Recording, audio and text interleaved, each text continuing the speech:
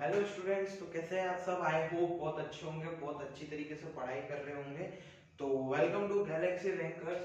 तो जैसा कि हम इलेक्ट्रोस्टैटिक्स के बारे में बात कर रहे थे, तो इलेक्ट्रोस्टैटिक्स में हमने दो पार्ट कवर कर लिए थे, पार्ट 1 और पार्ट 2। तो आज हमारा जो पार्ट 3 का सेशन रहने वाला है, उसमें हम इलेक्ट्रिक फील्ड या इलेक्ट्रिक डायपोल के जितने भी डेरिवेशंस है वो हम कवर करने वाले हैं। जैसे कि electric field due to single charge, axial line, equatorial line, torque का फॉर्मूला, प्लस इलेक्ट्रिक फ्लक्स के बारे में। तो और कुछ क्वेश्चंस भी आज हम करेंगे। तो आज के सेशन में हम यही सारे टॉपिक्स कवर करने वाले हैं। तो मैं आपके लिए यहाँ पे सबसे पहले पहला टॉपिक लिख देता हूँ, उसके बाद अपन फटाफट से सारे डेरिवेशंस कंप्लीट करते हैं एक एक करके टॉपिक को। और आपको मेहनत करनी पड़ेगी। अगर मैं जो भी यहाँ पे जितने भी डेरिवेशन करा रहा हूँ उसके आपको डायरेक्ट फॉर्मूले याद होने चाहिए। अगर आप याद नहीं करोगे तो भाई मैं पहले ही बता रहा हूँ कोई मतलब नहीं है। फिर आप डेरिवेशन कर लोगे बोर्ड के पॉइंट ऑफ व्यू से, आपको डेरिवेशन भी आना चाहिए, आपको फॉर्मूले भी याद आना चाहिए। मैं किस तरीके से बता रहा हूँ, आपको हर एक चीज पता होना चाहिए कि यहाँ पे इस फॉर्मूले में ये क्या है, ई क्या है, एफ क्या है, क्यू क्या है, ये आपको हर एक चीज पता होना चाहिए। तो मैं आपके लिए सबसे पहले पहला टॉपिक लिख देता हूँ, उसके बाद अपन फटाफट से सारे डेरिवेशन एक एक करके करते हैं, ठीक है। तो हेलो स्टूडेंट्स, तो मैंने आपके लिए यहाँ पे ये लिख दिया है electric field of a single charge. तो ये हमारा इस टॉपिक में मतलब जितने भी हम डेरिवेशन करेंगे उसमें से हमारा जो पहला डेरिवेशन है वो ये है। अगर मैं बात करूं इलेक्ट्रिक फील्ड सिंगल चार्ज के लिए, तो हमने ई का फॉर्मूला पढ़ा था।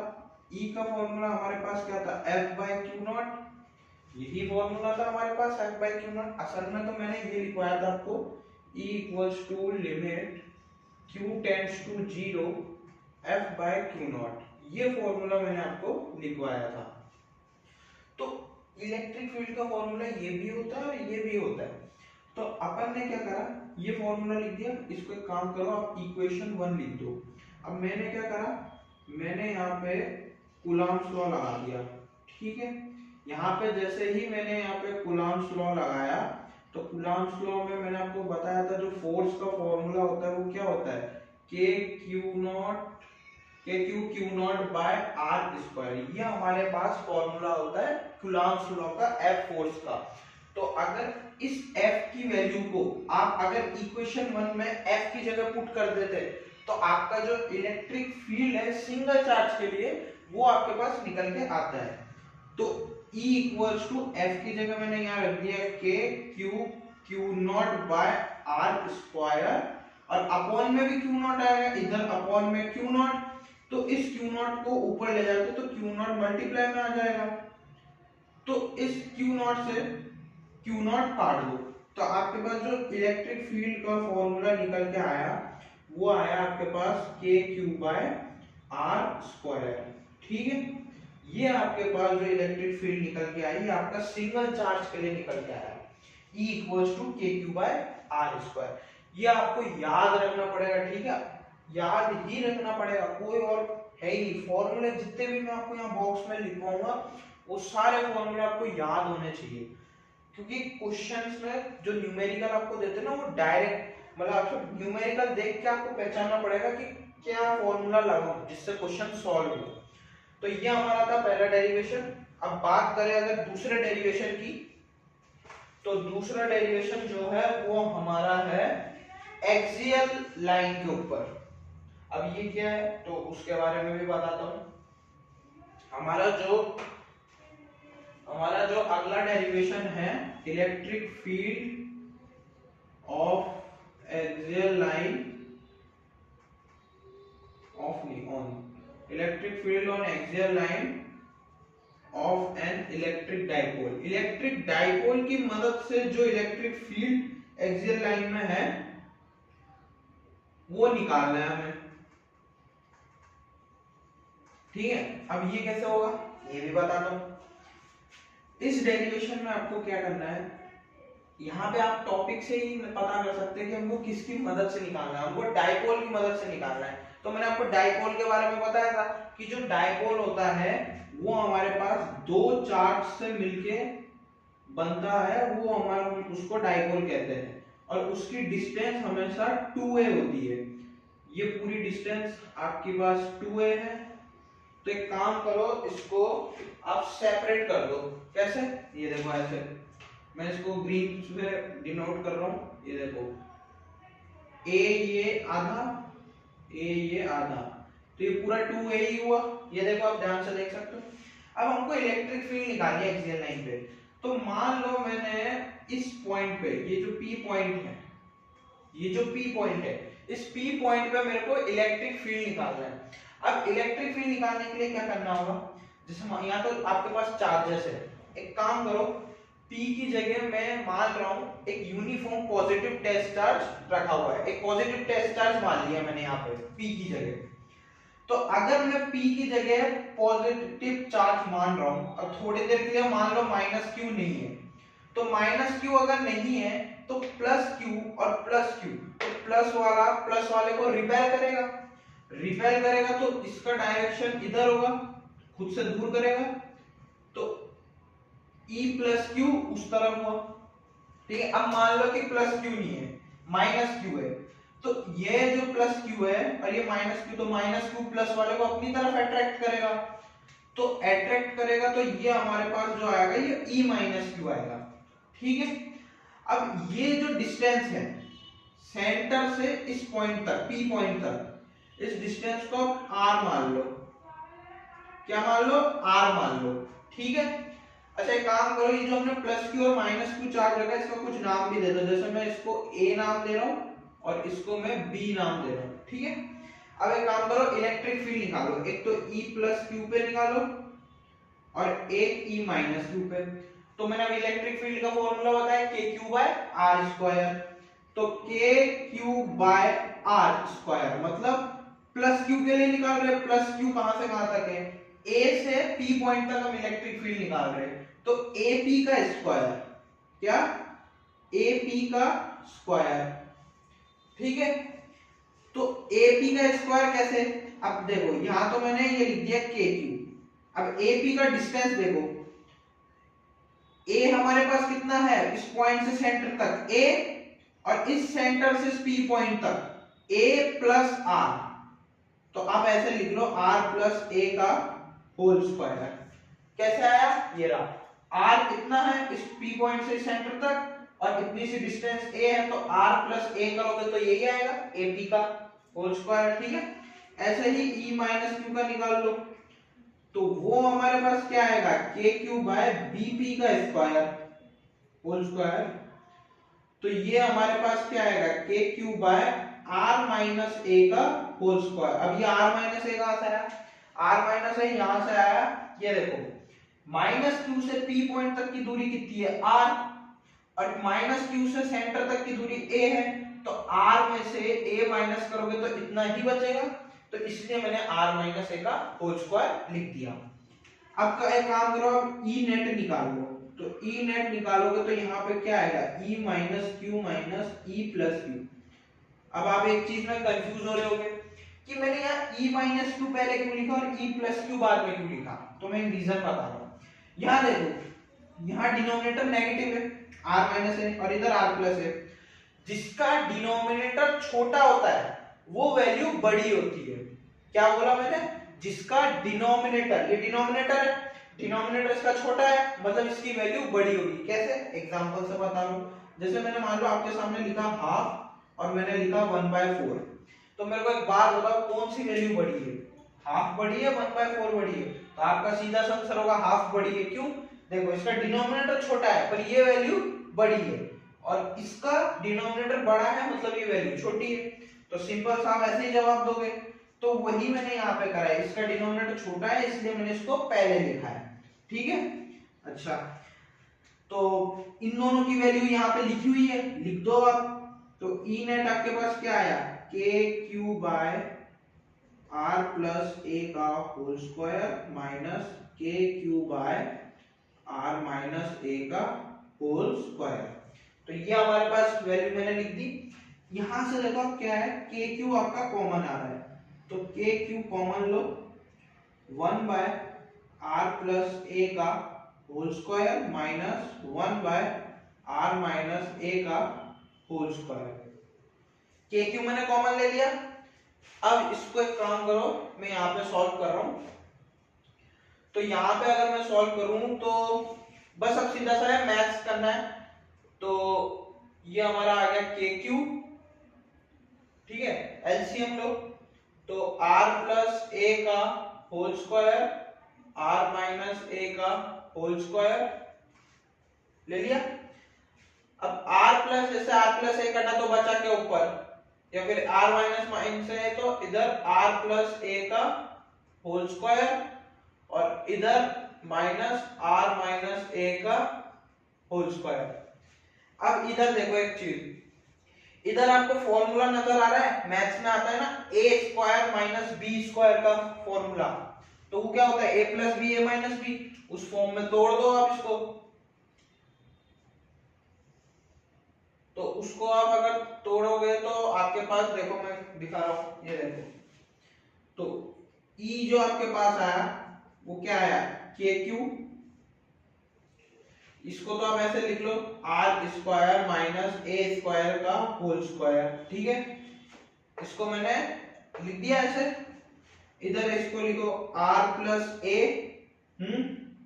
प्लस आर माइनस ए, लिख दिया, minus R plus A plus R plus A. अब मैंने यहां प्लस क्यों लिखा, एक चीज देखो, मैंने बाहर माइनस लिया, ये माइनस अंदर मल्टीप्लाई में जाएगा, माइनस अंदर जाएगा तो ये माइनस का आर बनेगा, माइनस का ए बनेगा, माइनस का आर बनेगा, माइनस का ए बनेगा, ठीक है। अरे एक मिनट, ये माइनस आएगा, सॉरी ये माइनस आएगा। तो हमारे पास जो है वो क्या है, के क्यू। तो इसको लिख लो वापिस r plus A plus R minus A. चलो एक काम करो, इसको मत ही लिखो, मैं डायरेक्ट लिख रहा हूं, R square minus A square का होल स्क्वायर। इधर देखो, ये a से मैंने इस a को काट दिया, ठीक है। अब इधर माइनस का r अंदर जाएगा, उधर माइनस का r है, माइनस का a माइनस का a, तो ये माइनस का r होगा, ये प्लस का r हो जाएगा, तो r से r भी गया, बचा क्या a। मैंने यहाँ एक स्टेप लिखा नहीं क्योंकि जगह कम है, मैं वैसे बता दिया। ये माइनस अंदर मल्टीप्लाई में करोगे तो minus r minus a plus r minus a।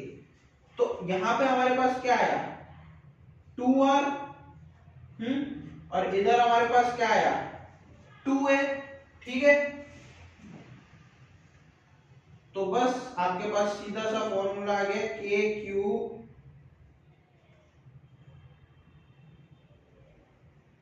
To R two A upon में, रुक जाओ एक काम करो, इसी स्टेप को ब्रैकेट, एक काम करो के क्यू को अंदर ही ले जाओ, सिंपल सा बन जाएगा आपके लिए, K Q two R two A, ठीक है, अपॉन में R square minus A square का होल स्क्वायर। अब यहाँ पे आपको एक फॉर्मूला नजर आ रहा है जो मैंने बताया था, ध्यान से देखो, मैंने बताया था जो हमारा डायपोल मोमेंट है उसका फॉर्मूला क्या था, Q इंटू 2a, यही फॉर्मूला था हमारे पास। तो ये फॉर्मूला इधर दिख रहा है Q इंटू 2a, तो आप इसको ऐसे लिख सकते हो K P R upon R square minus A square का होल स्क्वायर, तो लिख दो। तो ये जो हमारे पास फॉर्मूला आया, ये हमारे पास आया electric field on an axial line के ऊपर। जो एक्सियल लाइन पे हमारे पास इलेक्ट्रिक फील्ड निकली, उसकी वैल्यू कितनी आई, उसका फॉर्मूला क्या आया, K P R upon R square minus A square का होल स्क्वायर, ठीक है। अच्छा, इसका एक स्पेशल केस भी है, यहां लिख देता हूं मैं नीचे। स्पेशल केस क्या है, स्पेशल केस ये है, अगर r बहुत बहुत बहुत ज्यादा बड़ा है a से, क्या है स्पेशल केस, अगर r बहुत बहुत बहुत ज्यादा बड़ा है a से, तो हम यहां पे a को या a स्क्वायर को नेग्लेक्ट कर सकते हैं, a square will be neglected, मैंने शॉर्ट में लिख दिया a स्क्वायर नेग्लेक्टेड, तो a square will be neglected. तो हमारे पास जो ई एक्सियल का फॉर्मूला आया वो क्या आया, K P R upon R square का होल स्क्वायर, ठीक है, ये आया। इसको थोड़ा सा इधर सॉल्व करते हैं तो E इक्वल्स टू के पी आर बाय आर की पावर 4, तो एक से एक आर कटा, तो जो हमारे पास E है निकल के आया E एक्सियल, वो आया K P bye are cube. तो ये हमारे पास एक और फॉर्मूला निकल के आया। ये किस लिए आया, ये फॉर्मूला जो है ये हमारा शॉर्ट डाइपोल के लिए है। किसके लिए है, शॉर्ट डाइपोल। यहाँ पे आप देख भी सकते हो जो ई एक्सियल है, क्या है, ई एक्सियल, वो इनवर्सली प्रोपोर्शनल है आर क्यूब के। आप देख सकते हो, एक तो आपका ये फॉर्मूला होगा, ठीक है, मैं ग्रीन पेन से कर देता हूं जिससे आपको कंफ्यूजन ना हो। ये लो, ठीक है, एक तो ये फॉर्मूला है और एक ये फॉर्मूला है शॉर्ट डाइपोल के लिए। तो ये फॉर्मूले आपको याद रखने हैं। बस क्या करना है, स्पेशल केस में ए स्क्वायर को हटाना है, ए स्क्वायर हटाते ही आपके पास शॉर्ट डाइपोल का भी फॉर्मूला निकल के आ जाएगा। तो ये हमारा एक्सियल लाइन का डेरिवेशन है। इस तरीके से भी कर सकते हो। अच्छा, जैसे मैंने यहाँ बताया ये फॉर्मूला, आप चाहे तो a प्लस बी का होल स्क्वायर को भी खोल के वैसे भी कर सकते हो, आंसर यही आएगा। और इसमें जैसे मैंने यहाँ plus Q minus Q charge लिया, माइनस क्यू इधर ले लो प्लस क्यू इधर ले लो, तो भी आंसर सेम आएगा, कोई वो नहीं है, सबके अपने अपने तरीके हैं। तो ये हमारे पास एक्सियल लाइन का हो गया। अब हम बात करेंगे इक्वेटोरियल लाइन की, ठीक है। तो इक्वेटोरियल लाइन का जो डेरिवेशन है वो भी इजी ही है, इसके जैसा ही है, बस ये एक्सियल था वो इक्वेटोरियल है। अभी इक्वेटोरियल क्या है, इक्वेटोरियल जो है वो हमारे पास बाइसेक्टर परपेंडिकुलर लाइन है। बाइसेक्टर परपेंडिकुलर लाइन क्या होता है बताता हूं, उसका थोड़ा सा लैंग्वेज है, वो लैंग्वेज मैं लिख दूंगा, एंड में लिख दूंगा।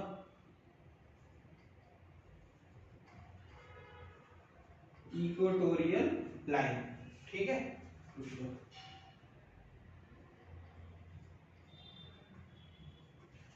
तो ये हमारा electric field on equatorial line of an electric dipole. अच्छा, अब ये कैसे होगा, ये ऐसे होगा, देखो ये हमने एक चार्ज लिया वापस से वही इलेक्ट्रिक डाइपोल का, एक हमने लिया प्लस क्यू, एक हमने लिया माइनस क्यू। इन दोनों के बीच की दूरी जो है वो हमारे पास कितनी है, 2a, ठीक है। मैं यहाँ ग्रीन पेन से कर देता हूँ। तो इन दोनों के बीच, डाइपोल के बीच की दूरी हमारे पास तो 2a होती है, और उसको वापस से आप सेपरेट कर लो, ये लो, तो a हमारे पास ये और ये, a हमारे पास ये और ये, ठीक है, a हमारा निकल गया। अच्छा, हमको इस पॉइंट पे, ठीक है, कहां पे, ये जो परपेंडिकुलर बाइसेक्टर लाइन है, ये परपेंडिकुलर, इस जगह पे हमको इलेक्ट्रिक फील्ड निकालिए। अब ये P पॉइंट है अपना, ठीक है, ये हमारा क्या है, P पॉइंट। तो इस पॉइंट पे हमको इलेक्ट्रिक फील्ड निकालनी है।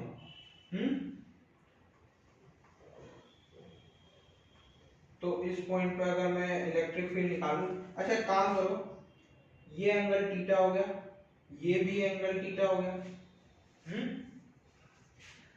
ये प्लस क्यू चार्ज है। अब मान लो P पॉइंट पे मैंने वापस वही एक पॉजिटिव टेस्ट चार्ज रख दिया, तो जो प्लस क्यू है वो इस प्लस क्यू को रिपेल करेगा, खुद से रिपेल करेगा, तो उसका डायरेक्शन इधर होगा, E प्लस क्यू होगा, नहीं होगा, होगा ना। अब इधर माइनस क्यू अट्रैक्ट करेगा, तो E माइनस क्यू हमारा किधर होगा, इधर अपनी तरफ अट्रैक्ट करता हुआ। अच्छा, अब यहाँ पे एक चीज देखो, आपने पढ़ा था शायद, अभी तक तो पढ़ा नहीं, 11th क्लास में अपने स्कूल में पढ़ा होगा कि अगर ये एंगल थीटा है तो जो ये एंगल होगा ये भी थीटा होगा। पढ़ा है अपने स्कूल में, नहीं पढ़ा मैं अभी बता दे रहा हूं, देख लो, ठीक है। और आपने ये भी पढ़ा होगा कि ये एंगल अगर थीटा होता है तो ये एंगल भी थीटा होगा, ये वाला। ये देखो कैसे, ये देखो ये पढ़ा होगा ना आपने कि अगर हमारे पास ये एंगल थीटा दे रखा होता है, ये भी एंगल थीटा होगा, ऑल्टरनेट इंटीरियर एंगल्स ये।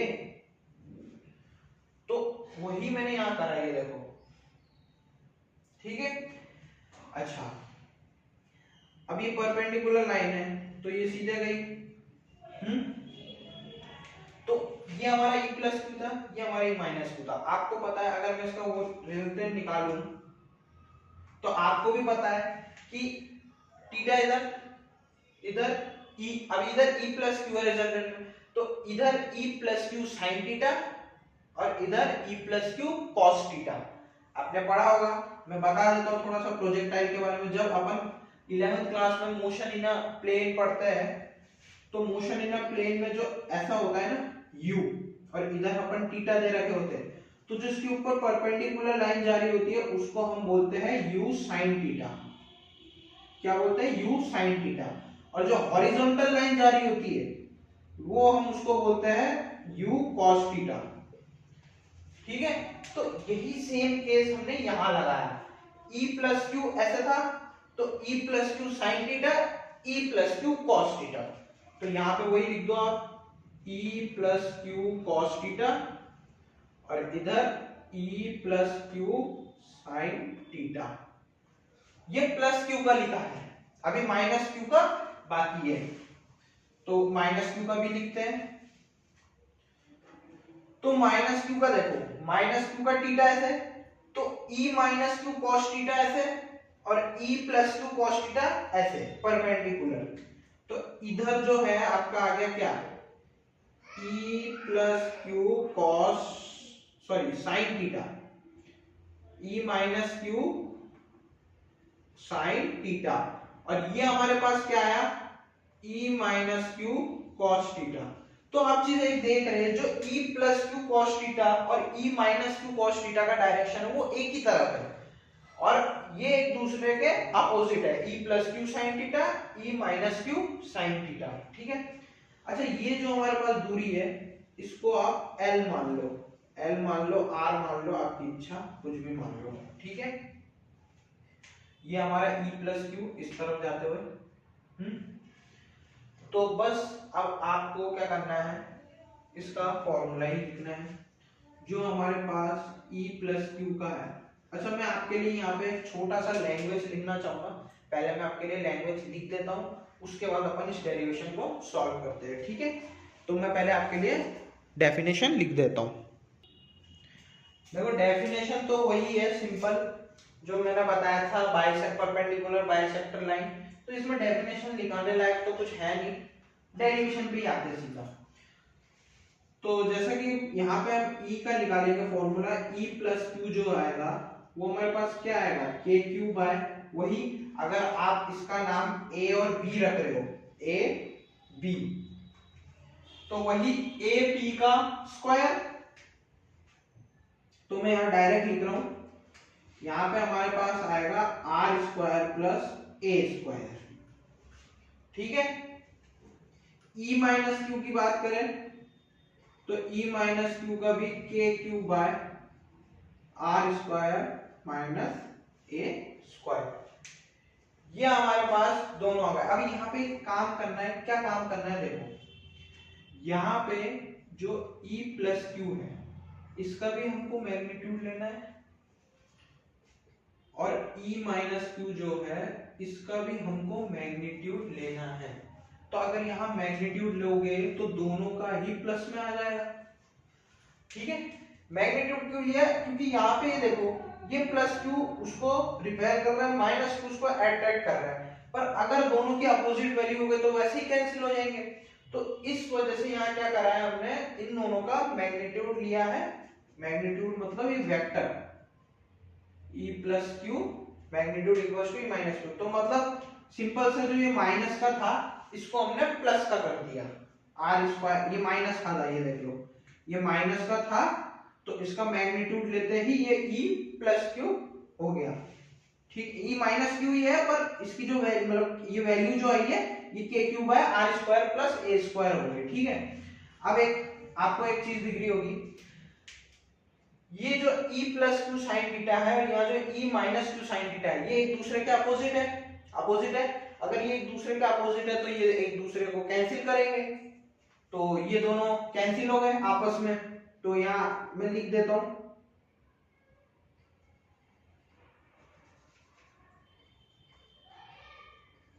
we know that e plus q sin theta and e minus q sin theta are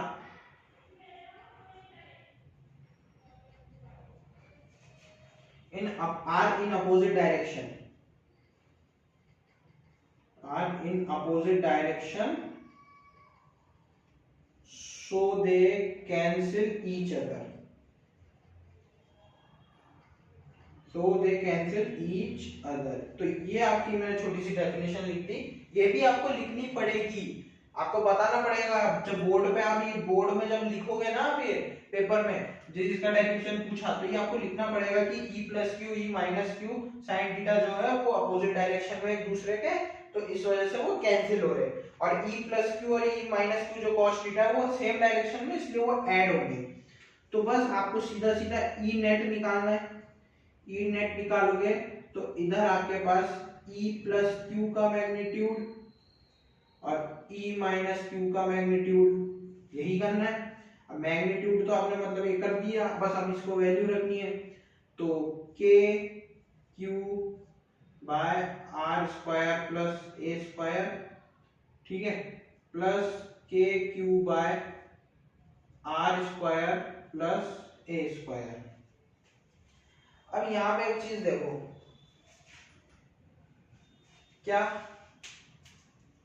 यहां पे e की value e Q cos theta और e माइनस क्यू, ये देखो K Q by R square plus A square. तो एक काम करो, इसको ये मत करो, इसको मिटा दो, इसको बाद में करते हैं अपन, पहले अपन ये करते हैं e प्लस क्यू है e माइनस क्यू है, तो ये जो cos थीटा की वैल्यू है इनको ऐड कर देते हैं। तो इधर हमारे पास e plus Q cos theta और इधर e minus Q cos theta, ये लिख दिया। जो मैंने वैल्यू पहले लिखी थी उसका भी यूज करेंगे, इसके बाद ही करते हैं वो। ये देखो ये e plus Q e plus minus Q है ना, इसी में अपन वैल्यू को रखेंगे, मैंने वो पहले लिख दिया था, तो वही है, एलसीएम करेंगे तो भी वैसे ही आएगा। तो अब ये plus Q E minus Q है, तो ये एक दूसरा न्यूट्रल होगा, तो इसको हम ऐसे लिख सकते हैं 2e cos थीटा। देखो ध्यान से, e plus Q minus Q, जब दोनों अपोजिट चार्ज जुड़ते हैं तो न्यूट्रल होते हैं, तो 2e cos थीटा मैंने इस तरीके से लिख दिया। अब यहाँ पे 2 ही आ गया, अब e की वैल्यू लिख दो। अब देखो e की वैल्यू दोनों में ही सेम है, क्यों? ये इसके कारण, क्योंकि इनका मैग्नीट्यूड लिया है, तो दोनों की वैल्यू सेम है, रख दो दोनों को, दोनों ही सेम है। तो K Q by R square plus A square, ठीक है, ये आ गया हमारे पास, 2 मल्टीप्लाई में था। अच्छा, अब यहाँ पे एक चीज देखो, ये cos थीटा, अब इस cos थीटा का क्या खेल है वो देखो। cos थीटा का फॉर्मूला आपने बचपन में पढ़ा होगा, बचपन में तो नहीं 10th में पढ़ा होगा, बेस अपॉन हाइपोटेनियस पढ़ा है। बेस आपके पास क्या है, a, और हाइपोटेनियस तो सिंपल सा है, इनटू में cos थीटा आपके पास बेस अपना a, और ये देखो थीटा के सामने वाला क्या होता है, परपेंडिकुलर, आपको निकालना है हाइपोटेनियस, तो बस वो पाइथागोरस जो थ्योरम है h square equals to p square plus b square, वो लगा के निकाल लो, तो वो आपके पास ये निकल के आएगी, root R square plus A square. आपको लग रहा है ये वैल्यू कहां से आ गई? ये वैल्यू cos थीटा की वैल्यू से ही निकाला है हमने। यहाँ पे लिख देता हूं मैं ये cos theta equals to b by h, जिससे आपको कंफ्यूजन ना हो कि यहाँ पे मैंने क्या कर दिया। यहाँ पे मैंने यही करा है, ये जो cos थीटा की वैल्यू थी बेस बाय हाइपोटेनियस वही लिखी है। देखो बेस क्या है a और हाइपोटेनियस हमारा, इसको r मान लो, ये l r मान लो, इसको r, बस ये l लिखा था ना, इसको r मान लो। तो r और a का वो करोगे तो यही आएगा आपके पास, ही तो आएगा। हाइपोटेनियस क्या होता है, ये थीटा के सामने वाला परपेंडिकुलर होता है और इसके ये वाला हाइपोटेनियस होता है। तो ये लिखा है मैंने। अब बस सीधा सा है कि इसको सॉल्व कर दो। तो इसको सॉल्व करोगे तो आपके पास क्या आएगा, आपके पास जो आएगा ई इक्वेटोरियल, क्या आएगा ई इक्वेटोरियल। तो इसका फॉर्मूला आपके पास 2kq। अब देखो वापस से वही फॉर्मूला लिख रहा है, q into 2a, q into 2a मतलब डाइपोल मोमेंट, ठीक है। तो वही kp यहां लिख देता हूं मैं, q into 2a equals to p vector मतलब डाइपोल मोमेंट। तो डाइपोल मोमेंट का फॉर्मूला आपको दिख रहा है यहाँ पे, ये q इंटू 2a। तो यहाँ पे मैंने क्या लिख दिया, kp upon R square plus A square into ये करोगे तो ये हमारे पास आएगा R square plus A square की पावर 3/2। अरे यही आएगी या नहीं आएगी बताओ, यही आएगी हमारे पास। ये देखो ये रहा फॉर्मूला, ग्रीन पेन से कर देता हूँ जिससे कंफ्यूजन क्रिएट ना हो। ये लो, ये हमारे पास इक्वेटोरियल का फॉर्मूला निकल के आ गया, kp upon R square plus A square की पावर 3/2। क्यों, क्योंकि इसकी पावर 1 है, इसकी पावर हाफ है, तो 1 प्लस हाफ 3/2 ही होता है। तो ये मैंने लिख दिया यहाँ पे 3/2, बस ये फॉर्मूला है। और इसमें भी वही सेम स्पेशल केस है, हर डेरिवेशन के बाद उसके एक स्पेशल केस होते हैं जिसमें अपन मानते हैं कि अगर r बहुत बहुत ज्यादा बड़ा है a से, तो सो a square can be neglected. Neglected मतलब हटा दो। तो हटाते ही आपके पास क्या फॉर्मूला निकल के आ रहा है, कि equatorial equals to kp by R square की पावर 3/2। अभी 3/2 को अंदर लेके जाओ, 2 से 2 कट गया, तो बचा क्या आपके पास kp बाय आर क्यूब। तो ये जो इक्वेटोरियल का जो दूसरा ये फॉर्मूला निकल के आया आपके पास, ये भी आपका शॉर्ट डाइपोल के लिए है। किसके लिए, शॉर्ट डाइपोल। तो आपने यहाँ पे एक चीज क्या देखी, जो एक्सियल और जो इक्वेटोरियल लाइन थी उसके लिए जो शॉर्ट डाइपोल का फॉर्मूला आ रहा है वो हमारे पास सेम फॉर्मूला आ रहा है kp बाय आर क्यूब। पिछले वाले में भी एक्सियल लाइन में भी हमारे पास kp बाय आर क्यूब निकल के आया था। तो इक्वेटोरियल का जो ये फॉर्मूला था, एक तो ये भी याद रखना है आपको और दूसरा ये याद रखना है। आपने एक्सियल का कर लिया मतलब आपको शॉर्ट, और ये शॉर्ट डाइपोल इक्वेटोरियल का भी सेम है और एक्सियल का भी सेम है, ठीक है। तो ये आपके पास इलेक्ट्रिक फील्ड इक्वेटोरियल लाइन पे हमने प्रूफ कर दिया। ये जो है पूरा डेरिवेशन देख लो आप। तो अब बात करते हैं अपन नेक्स्ट डेरिवेशन पे। तो ये हमारा डेरिवेशन हो गया। हमारा जो नेक्स्ट डेरिवेशन है वो है टॉर्क के बारे में। नेक्स्ट डेफिनेशन डेरिवेशन बोल रहा हूँ, डेरिवेशन तो छोटा सा है, फॉर्मूला है उस वो टॉपिक मान लो, टॉपिक नेक्स्ट टॉपिक। तो ये हमारा इलेक्ट्रिक डाइपोल के बारे में हो गया। इलेक्ट्रिक डाइपोल किसकी, इलेक्ट्रिक फील्ड निकाला जो हमने एक्सियल लाइन और इक्वेटोरियल लाइन पे, ठीक है। तो अपन में अब टॉर्क के लिए थोड़ा सा लैंग्वेज है, पहले टॉर्क क्या होता है मैं उसके बारे में लिख देता हूँ, उसके बाद अपन मैं आपको उसको समझाता हूँ। तो जैसे कि स्टूडेंट्स मैंने यहाँ आपके लिए टॉर्क का जो है, जो हमारा अगला टॉपिक है उसके बारे में हमने यहाँ लिख दिया है। Torque on an electric dipole placed in an external electric field, ये हमारा टॉपिक है।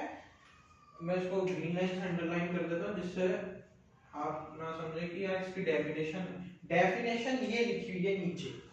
ये let us consider an electric dipole placed in external, मतलब टॉर्क का मतलब क्या है, अगर हम electric dipole external electric field में अगर हम उसको प्लेस करते हैं तो सिंपल सा मतलब यहाँ लिखा हुआ भी है, लेट अस कंसीडर, मान लो एक इलेक्ट्रिक डायपोल है, उसको हमने एक्सटर्नल इलेक्ट्रिक फील्ड में रखा, तो उसकी मदद से जो हमने इलेक्ट्रिक फील्ड में उसको रखा डायपोल को, उसकी मदद से जो उसने फोर्स एक्सपीरियंस करा उन दोनों चार्जों ने जो फोर्स एक्सपीरियंस करा, उसकी मदद से जो डायपोल में टॉर्क जो है रोटेट के कारण जनरेट हुआ। अब वो कैसे हुआ वो बताता हूं मैं। जैसे मान लो ये हमारा इलेक्ट्रिक डायपोल, इधर पॉजिटिव इधर नेगेटिव, ठीक है, ये हमारा क्या हुआ इलेक्ट्रिक डायपोल, पॉजिटिव नेगेटिव। अब मैंने यहाँ पे डायपोल बनाया, ये लो बन गया डायपोल। अब डायपोल बना है, उसकी डिस्टेंस कितनी होती है 2a। अच्छा, अगर डायपोल को हमने कहाँ रखा, एक इलेक्ट्रिक फील्ड में, ई वेक्टर मतलब क्या है यहाँ पे इलेक्ट्रिक फील्ड। अगर हमने डायपोल को इलेक्ट्रिक फील्ड में रखा तो इसने कुछ ना कुछ फोर्स एक्सपीरियंस करा होगा, तो इसका जो फोर्स है वो इस तरफ लगा। जैसे मान लो ये प्लस क्यू है, प्लस क्यू उधर गया माइनस की तरफ, और माइनस क्यू जो है वो ये है, माइनस क्यू का एफ इस तरफ लगा, प्लस क्यू का एफ इस तरफ लगा, प्लस क्यू उधर गया, ठीक है, इससे रिपेल होके, और माइनस क्यू इधर, तो फोर्स इधर उधर लगा इनका। अच्छा, अब एक काम करो, इसको परपेंडिकुलर डिस्टेंस की तरफ ले जाओ, तो ये देखो ये 90 डिग्री बन रहा है। तो अगर मान लो ये थीटा है, क्या ये अगर थीटा है तो ये थीटा हुआ तो ये भी थीटा होगा। अगर ये थीटा हुआ तो ये भी थीटा होगा, तो ये 2 है cos थीटा, ये 2 है sin थीटा। क्या मैं अब ग्रीन पेन से लिख देता हूं, ये 2 है cos थीटा अगर इधर होगा तो ये हमारे पास क्या होगा 2a sin थीटा होगा, ठीक है। अब जो टॉर्क का फॉर्मूला है, टॉर्क का आप जानते हो, टॉर्क किस तरीके से लिखते हैं, इस तरीके से लिखते हैं, इसको असल में टाउ बोलते हैं, टाउ। तो टॉर्क को हम इस तरीके से लिखते हैं, तो टॉर्क का फॉर्मूला क्या है, फोर्स इनटू परपेंडिकुलर डिस्प्लेसमेंट। क्या है टॉर्क का formula, force into perpendicular displacement. अब आपने ऐसे भी पढ़ा है टॉर्क का formula, torque equals to R cross F. तो इधर भी वही है, वही सेम है, टॉर्क का फॉर्मूला फोर्स इनटू परपेंडिकुलर, ये याद रखना परपेंडिकुलर डिस्प्लेसमेंट कह रहा हूं, डिस्प्लेसमेंट नहीं कह रहा, परपेंडिकुलर डिस्प्लेसमेंट। तो इधर देखो परपेंडिकुलर डिस्प्लेसमेंट अपने पास क्या है 2a sin थीटा। फोर्स अपने पास, फोर्स का मैंने यहाँ पे इलेक्ट्रिक फील्ड का फॉर्मूला आपको बताया था F by Q, तो यहां से फोर्स का फॉर्मूला निकाल लो, तो F इक्वल्स टू QE, ये फॉर्मूला निकल के आया फोर्स का। तो फोर्स का फॉर्मूला मैं यहां लिख दे रहा हूं QE है, और perpendicular displacement 2a sin theta, ये लो लिख दिया। अब वापस से आपको एक फॉर्मूला वापस नजर आ रहा है जो आपको दो डेरिवेशन में अब तक नजर आ रहा था, Q इंटू 2a। मैंने ये अभी बताया था जो Q इंटू 2a है वो हमारे पास क्या होता है डाइपोल मोमेंट P वेक्टर। तो Q इंटू 2a को P E sin थीटा, तो टॉर्क को हम इस तरीके से लिख सकते हैं, torque equals to PE sin theta. अच्छा, अब यहाँ sin थीटा है, sin थीटा है तो इसको हम वेक्टर फॉर्म में कैसे लिख सकते हैं, यहाँ पे मैं लिख भी देता हूं, torque equals to P vector cross E vector. अगर sin थीटा आता है तो क्रॉस प्रोडक्ट होगा, अगर cos थीटा आता है तो डॉट प्रोडक्ट होगा। ये अपन जब मैथ्स में वेक्टर पढ़ेंगे तब मैं बताऊंगा। एक फॉर्मूला इस तरीके से भी लिख सकते हो और एक इस तरीके से भी लिख सकते हो। ये हमारे पास दो टाइप के फॉर्मूले हो गए। अभी कैसा है मैंने बता दिया, फोर्स हमने यहाँ से निकाल लिया QE, और परपेंडिकुलर डिस्प्लेसमेंट जो है वो हमारे पास ये है 2a sin थीटा, ये देखो ग्रीन पेन से लिखा हुआ है, तो 2a sin theta Q into 2a p vector PE sin theta या फिर P क्रॉस E वेक्टर। अच्छा, इसमें भी हमारे पास तीन केस होते हैं। इसमें भी तीन केस कौन कौन से, इसी के टॉर्क के तीन। पहला स्टेबल इक्विलिब्रियम, ये आपको याद रखने पड़ेंगे, स्टेबल इक्विलिब्रियम। दूसरा अनस्टेबल इक्विलिब्रियम, ठीक है।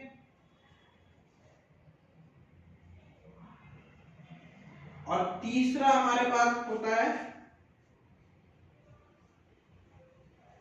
ई मैक्सिमम, या ऐसे बोल लो मैक्सिमम टॉर्क।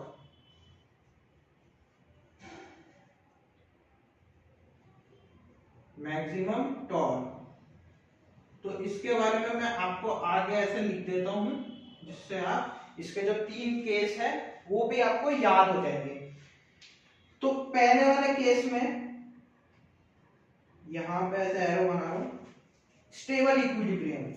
स्टेबल इक्विलिब्रियम में जो हमारे पास ये थीटा होता है, ये जो हमारे टॉर्क के फॉर्मूले में जो था साइन थीटा, तो स्टेबल इक्विलिब्रियम में थीटा की वैल्यू हमारे पास 0 होती है, 0 डिग्री। तो 0 डिग्री अगर हुई तो आपको पता है कि torque equals to PE sine 0। Sine 0 की वैल्यू 0, तो हमारे पास जो टॉर्क का फॉर्मूला आता है वो हमारे पास 0 निकल के आता है।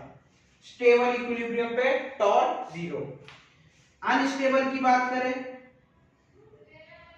तो अनस्टेबल पे थीटा की वैल्यू 180 डिग्री होती है। क्या होती है? थीटा की वैल्यू 180 डिग्री अनस्टेबल इक्विलिब्रियम पे। तो जो टॉर्क का फॉर्मूला है वो हमारे पास PE sin 180 डिग्री, जो कि हमारे पास ये भी 0 होती है। कॉस बोलो सॉरी, sin 180 की डिग्री 0।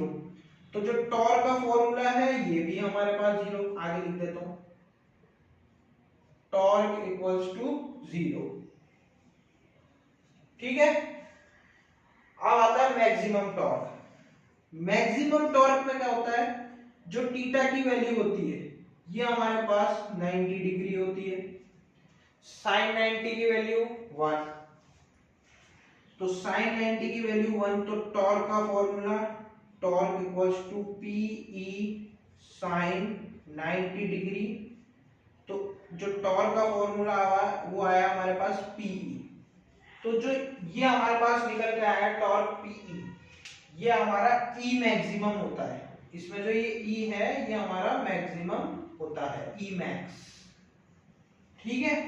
तो ये था पूरा टॉर्क के बारे में, जो भी मैंने यहाँ बताया, टॉर्क का फॉर्मूला और उसके तीन अलग अलग केसेस। पहला स्टेबल इक्विलिब्रियम, दूसरा अनस्टेबल इक्विलिब्रियम, तीसरा ई मैक्सिमम बोल लो या फिर मैक्सिमम टॉर्क बोल लो, ये रहा।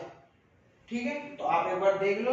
इसके बाद अपन चलते हैं फटाफट से अगले टॉपिक पे, जो कि है potential energy stored in an electric dipole. Electric dipole पे जो पोटेंशियल एनर्जी स्टोरेड है उसके बारे में पढ़ेंगे। वो अपन सेकंड चैप्टर में भी पढ़ सकते थे, पर सेकंड चैप्टर में नहीं, वो इसी चैप्टर में हम करेंगे। सेकंड चैप्टर में उसके अलग एनर्जी के बारे में डेरिवेशन कवर करेंगे। तो ये हमारा टॉर्क का हो गया। अब अपन चलते हैं पोटेंशियल एनर्जी पे, फिर उसके बाद एक छोटा सा टॉपिक और है इलेक्ट्रिक फ्लक्स, फिर इस सेशन को हम एंड करेंगे। तो फटाफट से मैं पोटेंशियल एनर्जी के बारे में लिख देता हूँ। तो स्टूडेंट्स, मैंने आप सबके लिए यहाँ पे टॉपिक लिख दिया है। जो हमारा अगला टॉपिक मैंने बताया था, potential energy stored in an electric dipole. अच्छा, मैं यहाँ एक बात बताना चाहूंगा, ये जो डायग्राम यहाँ बना हुआ दिख रहा है ये टॉर्क का ही है, मैंने अभी मिटाया नहीं है। तो मैं अगर बात करूं इसकी, मैंने आपको इसका एग्जांपल नहीं बताया। ये जो टॉर्क इसमें ये था ना, मैंने आपको बताया था कि ये रोटेट कर रहा है।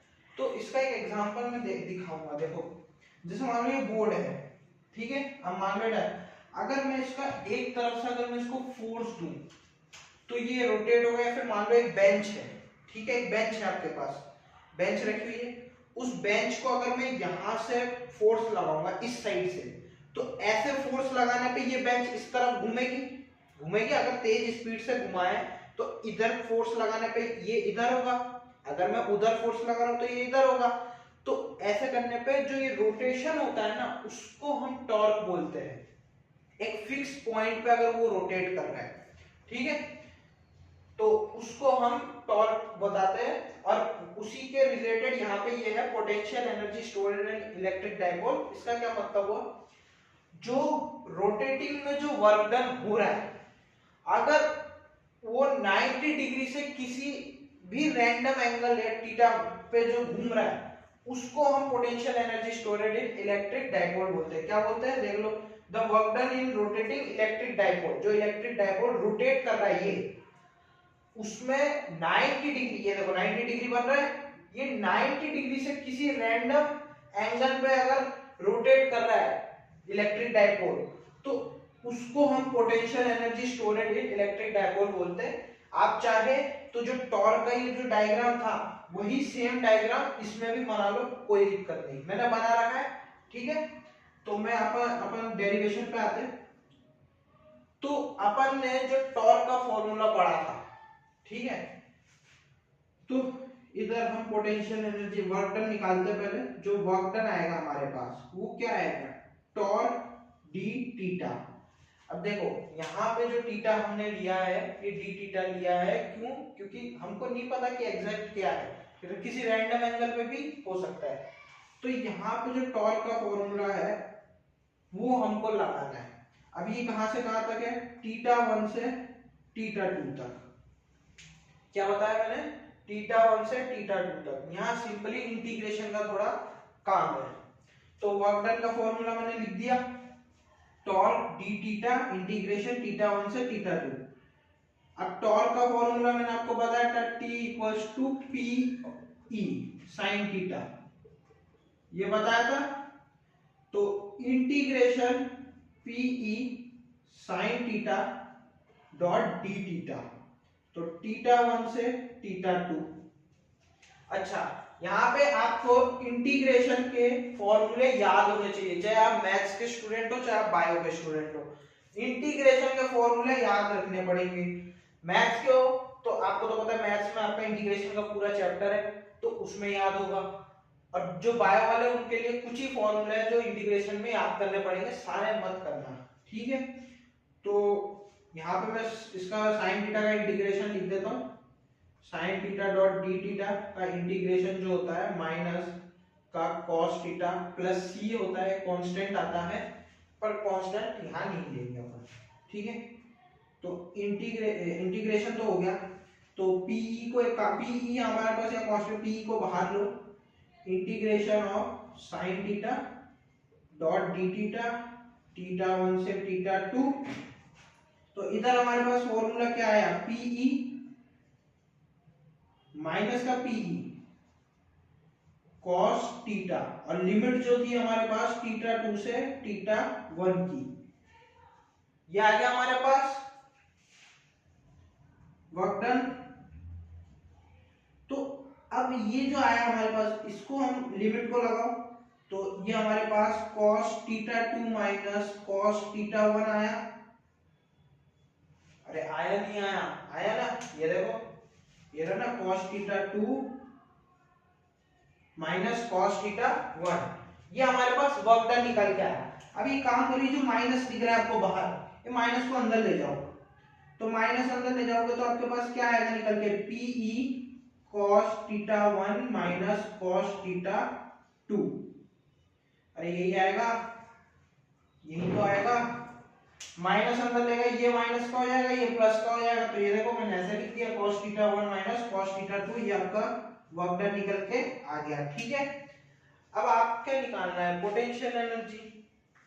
तो वर्क डन भी एक टाइप की एनर्जी है, पर यहाँ पे क्या बोल रहा है ये कि 90 डिग्री एंगल से किसी रैंडम थीटा एंगल पर रोटेट कर रहा है। तो अपन यहाँ पे वर्क डन यहाँ पे अपन क्या करते हैं, थीटा 1 जो है, जो थीटा 1 मैंने यहाँ लिखा है, लिख देता हूँ वापस, ये देख लो, ये थीटा 1 ये थीटा 2, तो थीटा 1 की वैल्यू मैं 90 डिग्री ले लेता हूँ और थीटा 2 की वैल्यू अपन थीटा ही रहने देते हैं। क्यों? क्योंकि ये देखो किसी 90 डिग्री से किसी रैंडम एंगल पे ही घूम रहा है, तो अपन को थीटा 2 के बारे में नहीं पता, कुछ भी एंगल हो सकता है।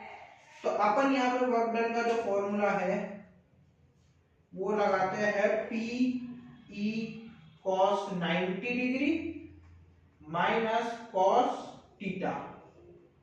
ठीक है, अब कॉस 90 आपको भी पता है 0 होता है, तो cos 90 अगर 0 हुआ तो हमारे पास जो फॉर्मूला निकल के आया वो क्या आया, पी ई कॉस थीटा। ठीक है, तो ये हमारे पास जो फॉर्मूला आया, वर्क डन आया, तो वर्क डन एक टाइप की एनर्जी भी होती है, तो अपन जो पोटेंशियल एनर्जी का जो मेरे पास फॉर्मूला निकल के आया वो आया पी ई कॉस थीटा। ठीक है, माइनस का पी ई कॉस थीटा, क्योंकि ये तो 0 हो गया, 0 माइनस कॉस थीटा, तो माइनस का पी ई कॉस थीटा, या फिर आप इसको ऐसे भी लिख सकते हो, u equals to p vector cross e। Vector form में भी आप इसको लिख सकते हो, क्योंकि cos थीटा है, cos थीटा है ना, तो इसको आप इस तरीके से भी लिख सकते हो। ये देखो मैं ब्लैक से लिख देता हूं, u vector equals to p vector dot e vector. ठीक है, ये हमारे पास फॉर्मूला आ गया। जैसे टॉर्क में साइन थीटा था तो उसमें क्रॉस प्रोडक्ट हो रहा था, यहाँ पे कॉस थीटा है तो यहाँ डॉट प्रोडक्ट हो रहा है। सिंपली ये हमारे पास पोटेंशियल एनर्जी जो डायपोल में स्टोर होती है उसका फॉर्मूला हमने निकाल दिया। तो ये देख लो, तो अपन अब कुछ क्वेश्चंस करते हैं इसके, मैं आपको कुछ क्वेश्चन होमवर्क भी दे दूंगा, कुछ क्वेश्चन करते हैं, उसके बाद आज का जो लास्ट टॉपिक है इलेक्ट्रिक फ्लक्स, उसको करके इस सेशन को फिनिश करते हैं। तो फटाफट से अपन कुछ क्वेश्चंस कर लेते हैं। तो जैसा कि फ्रेंड्स मैंने आप सबके लिए यहाँ पे ये क्वेश्चंस लिख दिए हैं, तो यहाँ पे देखिए जो पहला क्वेश्चन है ये आपके लिए होमवर्क है, दूसरा वाला, ये दूसरा वाला मैं आपको भी करा रहा हूँ, तीसरा वाला आपके लिए होमवर्क है, और ये चौथा वाला भी आपके लिए होमवर्क है। आप चाहे तो खुद भी चारों को ट्राई करना पॉज करके, बाकी मैं आपको यहाँ पे चारों ही एक्सप्लेन कर दे रहा हूँ। ठीक है, जैसे कि पहले वाले क्वेश्चन में क्या लिखा हुआ है, find the work done in rotating an electric dipole placed in an external electric field from unstable. मतलब सीधा से आपको वर्क डन निकालना है, मैंने वर्क डन का फॉर्मूला आपको बता दिया है, P E cos theta 1 minus cos theta 2। ठीक है, तो जो एक्सटर्नल नहीं पी ई कॉस, हाँ, तो जो फॉर्मूला मैंने आपको बताया वही है। तो बस आपको इसमें देखो अनस्टेबल इक्विलिब्रियम दे रखा है, अनस्टेबल मतलब 180 डिग्री और स्टेबल, स्टेबल मतलब 0 डिग्री। ठीक है, तो ये आपको दे रखा है, बस cos थीटा की जगह आपको वैल्यू पुट करनी है और आंसर निकालना है। दूसरे क्वेश्चन की बात करें तो ये मैं करवा रहा हूँ, उससे पहले मैं आपको ये भी समझा देता हूँ, समझाने के बाद अपन इस वाले क्वेश्चन पे आते हैं। तो हमारे पास जो यहाँ पे क्वेश्चन है ये बोल रहा है find the dipole moment of CuSO4 molecule such that the distance between the ions is 10 की पावर -10 मीटर। अच्छा, ये जैसे मानो जो हमारे पास CuSO4 मॉलिक्यूल है, ठीक है, ये हमारे पास मॉलिक्यूल है, इस मॉलिक्यूल को अगर आप तोड़ते हो तो ये देखो ये डाइपोल जैसा नहीं बन रहा, Cu2 SO4 2 माइनस बन रहा है, ये देखो Cu2 SO4 2 माइनस, और इन डाइपोल के बीच की दूरी कितनी होती है, 2 है। तो बस सीधा सीधा यहाँ पे आपका फॉर्मूला लगेगा डाइपोल मोमेंट का, P = Q × 2 है, Q आपका 2e हो गया क्योंकि 2 इलेक्ट्रॉन का है, हाँ? और जो था आ गया 10 की पावर -10 मतलब 2e × 10 की पावर -10 मीटर। तो इस तरीके से ये हो जाएगा सॉल्व। अगर मैं बात करूं इसकी फॉर अ शॉर्ट डाइपोल, ये बोर्ड में भी आया हुआ है, ये भी आया हुआ है, ये भी आया हुआ है, तभी मैंने यहाँ लिख दिया दोनों के लिए। For a short dipole the ratio of electric field on axial line to the equatorial line would be. अच्छा, मैंने आपको दोनों इलेक्ट्रिक जो इसका जो शॉर्ट डाइपोल है इसका जो दोनों का फॉर्मूला बताया था, एक्सियल लाइन और इक्वेटोरियल लाइन, वो दोनों का फॉर्मूला ही सेम था, दोनों का फॉर्मूला सेम था, उसमें क्या रहा था, KP/R3। तो ऊपर जो था एक्सियल लाइन के लिए था 2kp, क्या था 2kp/r³। मतलब कि इन दोनों का जो शॉर्ट डायपोल का फॉर्मूला है, एक्सियल लाइन में सिर्फ 2 का फर्क है, 2kp आएगा, और उसके अपवन में आपके पास आएगा इक्वेटोरियल का kp/r³। तो r³ से r³ उड़ा दो, kp से kp उड़ा दो, तो क्या बचा, ऊपर 2 नीचे 1। मतलब मैंने जो उस टाइम आपको शायद बोला होगा, मैंने शायद उस टाइम गलती से बोल दिया आपको कि दोनों का जो शॉर्ट डायपोल है वो सेम होता है, नहीं सेम नहीं होता, सेम होता है, बस ये 2 इसका फर्क रहता है। एक्सियल के लिए 2kp/r³ और इक्वेटोरियल के लिए kp/r³। तो दोनों का रेशो करोगे तो आपका ये आंसर निकल के आता है, देखो 2:1, kp/r³ से kp/r³ कट गया, बचा क्या 2 1, तो ये आपका आंसर हो गया। अच्छा, अगर बात करें अब इसकी, इसमें वर्क डन निकालने के लिए बोल रहा है, ठीक है, तो वर्क डन का फॉर्मूला क्या है, cos θ1 माइनस cos θ2। हाँ, पहला आपको क्या बोला, देखो अनस्टेबल इक्विलिब्रियम, अनस्टेबल इक्विलिब्रियम मतलब 180 डिग्री, ठीक है, यहां लिख दो PE cos 180 डिग्री, और दूसरा हमको दे रखा है cos 30 डिग्री।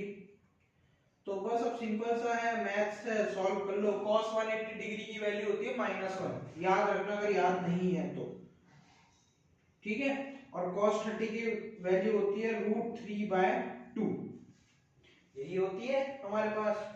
तो बस इसको सिंपल सा सॉल्व करोगे तो PE ये आ जाएगा आपका -2 प्लस √3/2,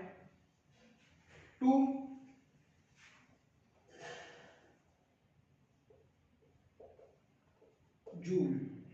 ये आपके पास वर्क डन निकल के आ जाएगा, आपका जो भी वर्क डन है।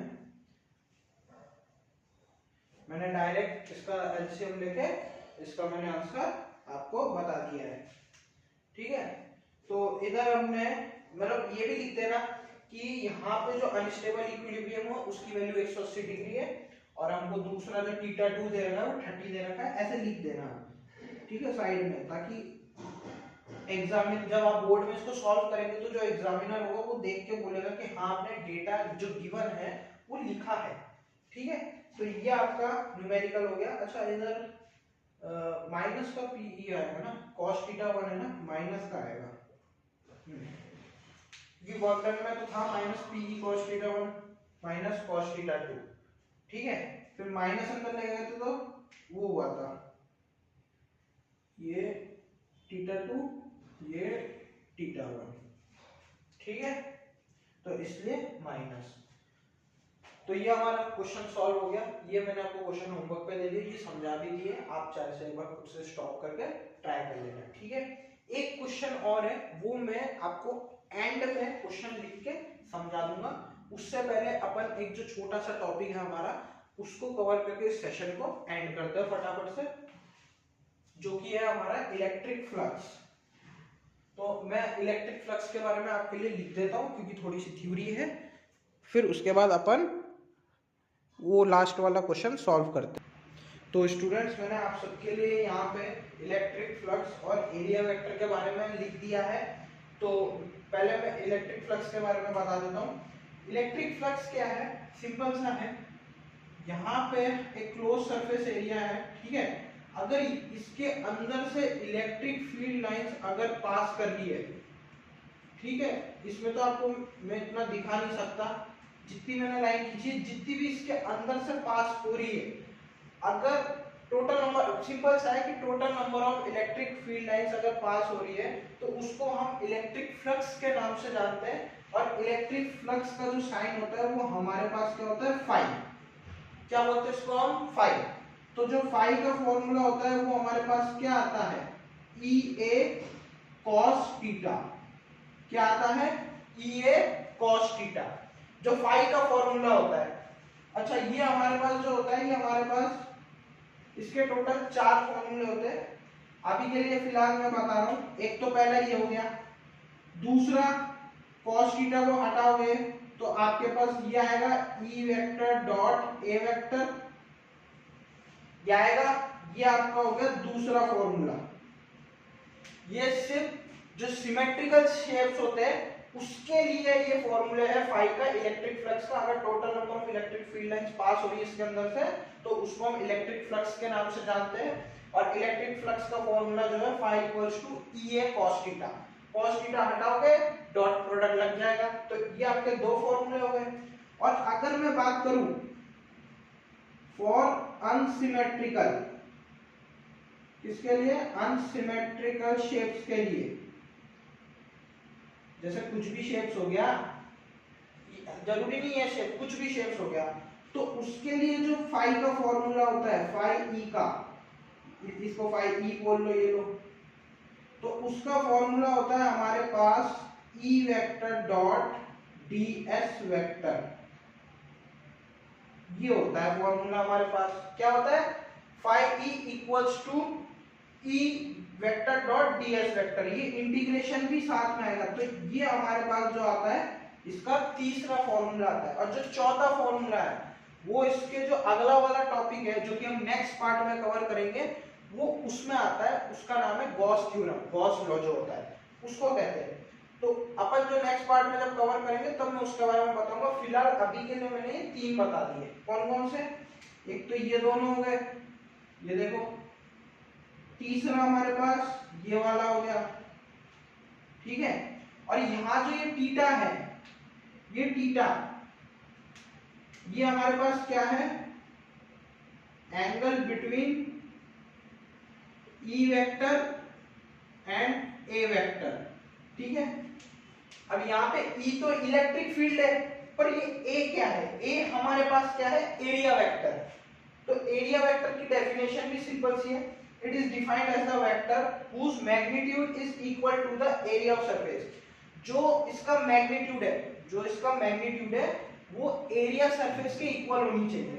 तो it is defined as the vector whose magnitude is equal to the area of the surface and the direction, direction के भी होने चाहिए, तो वो उसके परपेंडिकुलर होना चाहिए तब जाके होगा सरफेस के। तो a equals to pi r square k cap, इसका ये फॉर्मूला है। और यहाँ मैंने एक्सिस बना दी है, x एक्सिस में, y एक्सिस में, z एक्सिस में। आप चाहे तो y ऊपर वाला ले लो, z नीचे वाला ले लो, कोई भी एक्सिस ले लो, जैसे दीवार के कोने के एक्सिस होता है वो।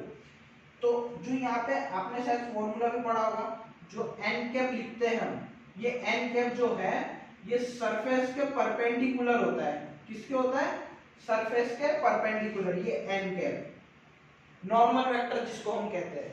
तो सरफेस के परपेंडिकुलर होना उसको हम एरिया वेक्टर भी बोलते हैं या फिर नॉर्मल वेक्टर भी आप कह सकते हो, ठीक है। तो ये था हमारा आज का सेशन जो कि इलेक्ट्रिक फ्लक्स और इसके बारे में था। अच्छा, मैं एक छोटी सी चीज और बताना भूल गया। जो हमारे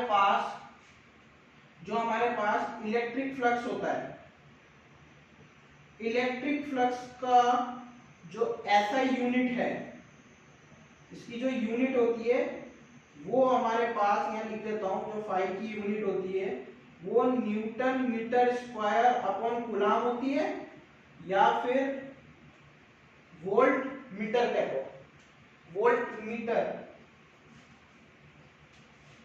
ठीक है।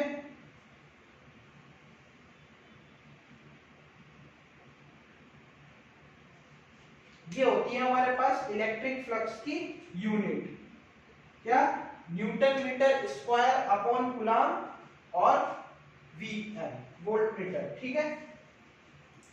तो ये था हमारा आज का टॉपिक। अगर आप लोगों को आज का सेशन अच्छा लगा तो लाइक करना, शेयर करना, सब्सक्राइब करना और कमेंट करना। कमेंट में आपकी क्वेरीज जो भी डाउट्स होंगे उसके बारे में मैं आपको जो भी डाउट्स होंगे मैं उसमें आपका कवर अप करवा दूंगा। अगर कोई भी दिक्कत आती है आप मेरे को कमेंट करना, जिससे मैं आपके जो भी डाउट्स होंगे मैं बता दूंगा। और ये था हमारा आज का सेशन। तो अगले सेशन में मिलते हैं। अगले सेशन में हम गॉस थ्योरम और उसके जितने भी डेरिवेशन है उसके बारे में बात करते हैं। तो मिलते हैं अगले सेशन में। Tata, bye bye, thank you भाई लोग।